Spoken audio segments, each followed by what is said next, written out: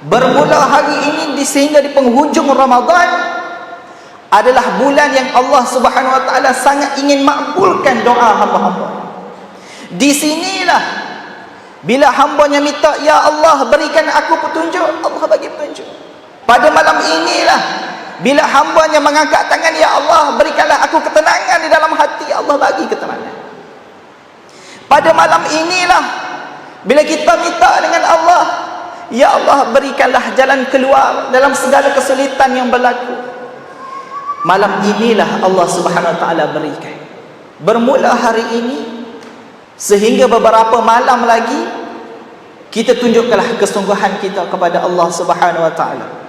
Sebagaimana bersungguhnya kita nak membentuk masa depan yang lebih baik dalam kehidupan kita.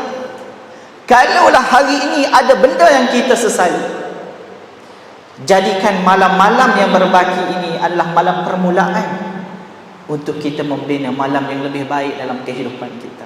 Susahlah habis saya. Susahlah ustaz.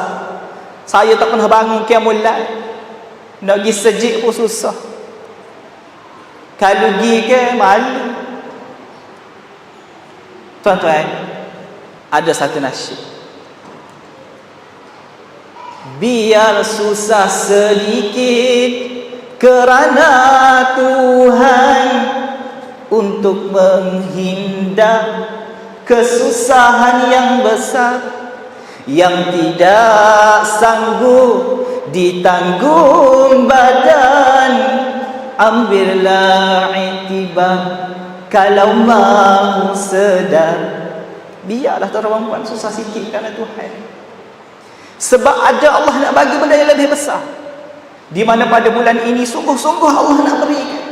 Bahkan pahala puasa kita bukan malaikat yang menulis, Allah nak berikan sendiri. Allah nak tunjukkan, inilah kasih sayangku kepada hamba-hamba. Jangan ada orang lain yang masuk campur, jangan ada makhluk lain masuk campur. Ini kasih sayangku, ini rahmatku.